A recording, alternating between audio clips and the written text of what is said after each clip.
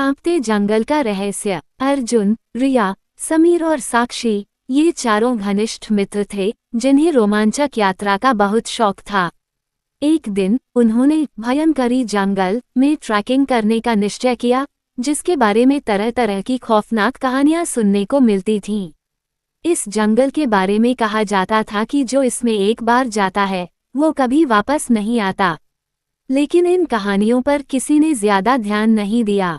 दोस्तों के लिए यह एक रोमांचक सफर था और सभी ने ठान लिया कि वे इसे पूरा करेंगे।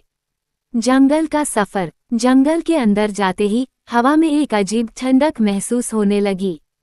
पेड़ इतने घने थे कि सूरज की रोशनी अंदर पहुंचने में असमर्थ थी। जैसे जैसे वे आगे बढ़े, रिया ने थोड़ा असहज होकर अर्जुन का हाथ पकड़ लिया। अर्जुन, मुझे ये जगह ठीक नहीं लग रही, रिया ने धीरे से कहा। उसकी आवाज में डर साफ झलक रहा था। अर्जुन ने मुस्कुराते हुए उसका हाथ थाम लिया।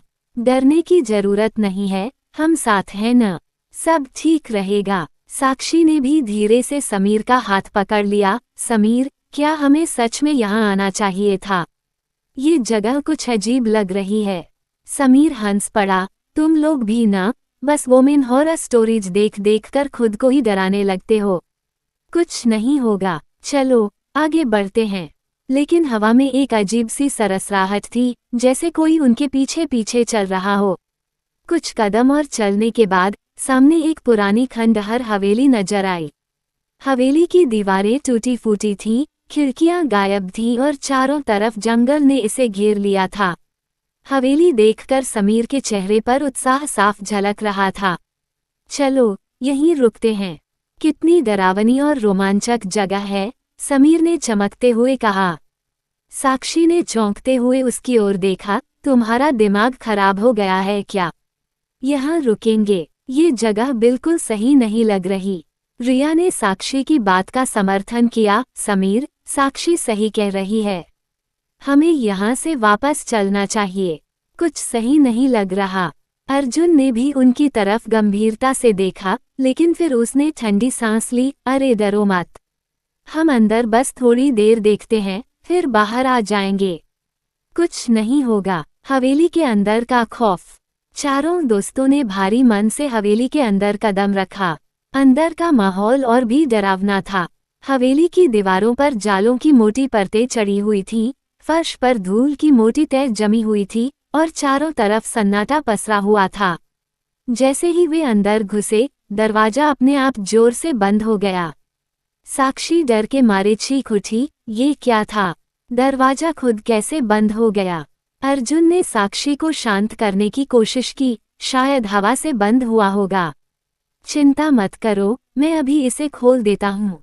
लेकिन दरवाजा जैसे जड़ हो गया था। कितनी भी कोशिश की, वो खुलने का नाम नहीं ले रहा था। रिया की आंखों में आंसू आने लगे। अर्जुन, मैं यहाँ और नहीं रहना चाहती, हमें बाहर निकलना होगा, ये जगह बहुत खतरनाक है। समीर ने रिया को समझाते हुए कहा। डरो मत यार, बस थोड़ी देर और रुकते हैं, ये सब सिर्फ तुम्हारे मन का वहम है। लेकिन जैसे ही वे आगे बढ़े, हवेली के अंदर से अजीब अजीब आवाजें आने लगीं।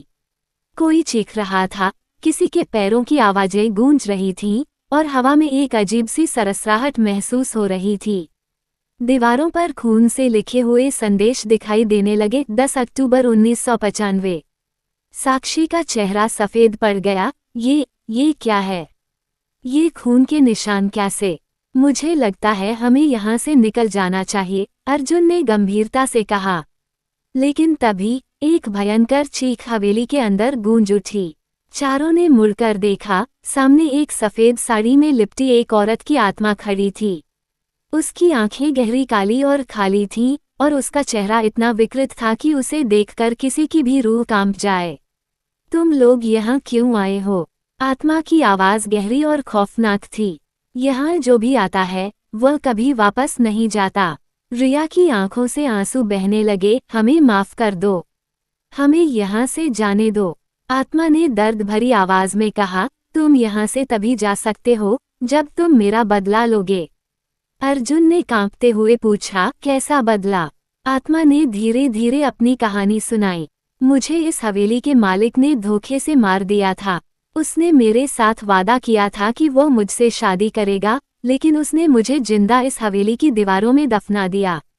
तब से मैं यहाँ फंसी हूँ और जो भी इस हवेली में आता है उसे मैं तब तक जाने नहीं देती जब तक वो मेरी आत्मा को शांति नहीं दिला देता। समीर ने हिम्मत करके पूछा, हम तुम्हारी कैसे मदद कर सकते हैं? आत्मा ने कहा, मेरे कंकाल को जलाकर मुझे मुक्ति दिलाओ। मेरी हड्डियां इस हवेली की दीवारों में दफन हैं। जब तक वे जलती नहीं, मैं मुक्त नहीं हो सकती। आत्मा की मुक्ति। अर्जुन और समीर ने मिलकर दीवारों को तोड़ने का प्रयास किया। दीवारें सख्त थीं, लेकिन उनकी हिम्मत ने उन्हें हरा नहीं पाया।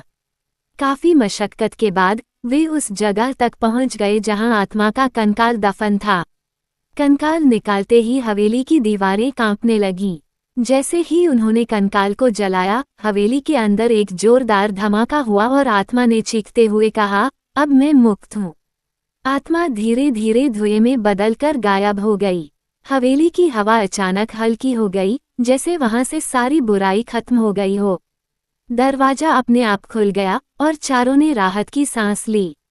वे बिना किसी और देर किए तेजी से बाहर की ओर भागे। अंत। जंगल से बाहर निकलते ही चारों एक दूसरे की ओर देखने लगे। उनके चेहरे पर डर, राहत और अनजाने भाव थे। रिया ने अर्जुन का हाथ कसकर पकड़ लिया, अब कभी इस तरह की जगह पर मत ले जाना। अर्जुन ने सिर हिलाते हुए कहा, पक्का वादा।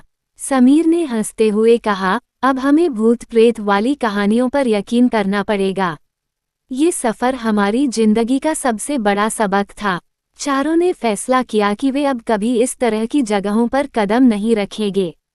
लेकिन इस भयानक अनुभव ने उन्हें एक चीज़ सिखाई थी, हर डरावनी कहानी के पीछे एक सच्चाई होती है, और कभी कभी उस सच्चाई को समझना सबसे बड़ा रोमांच होता है।